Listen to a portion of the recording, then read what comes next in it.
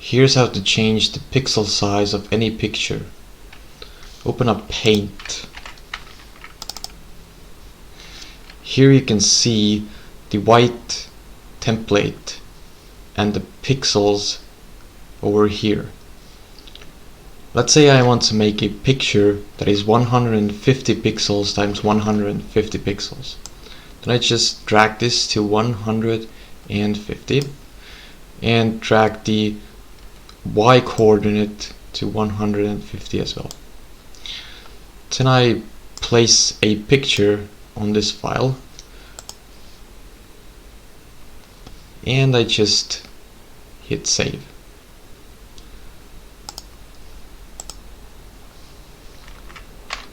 (150 times 150). Save. Okay. And now I have a picture that is 150 pixels times 150 pixels.